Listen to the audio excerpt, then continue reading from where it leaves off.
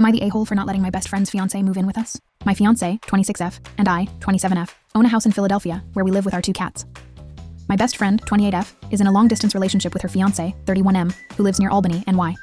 When they started dating 6 years ago, he lived in an apartment with a roommate, worked 12-hour shifts in a warehouse and didn't have a car.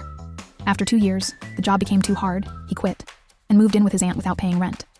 For the next 4 years, he didn't work and spent most of his time smoking weed and playing video games with his friends 3 or 4 times a week.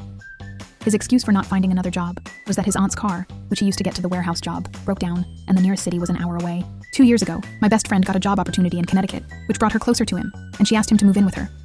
He refused without giving any real explanation.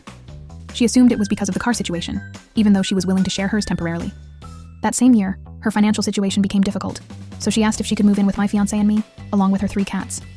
We agreed since we had a spare bedroom, and told her the first 3 months would be free so she could get back on her feet. After that, she would need to pay $700 in rent. She agreed, but in the 4th month she quit her job, and over the next 4 months, she bounced from job to job. We barely received any rent, sometimes $100 or $200. Since she was still struggling, we lowered her rent to $400. Even now that she has spent 2 months in a job she really likes and wants to make her career, we have had to remind her several times to pay rent. 4 months later, her fiancé won a couple $1,000s on a scratch-off ticket, bought a car outright, and finally got a job near where he lives in New York. My friend feels they have been together long enough and asked him about getting married. He agreed, so they are planning a courthouse wedding in 2 months. I don't know why the rush, but it is not due to pregnancy. Last week she asked me if he could move in with us. I said no. We already have 5 cats between the 3 of us and he has 2 more, which would bring the total to 7.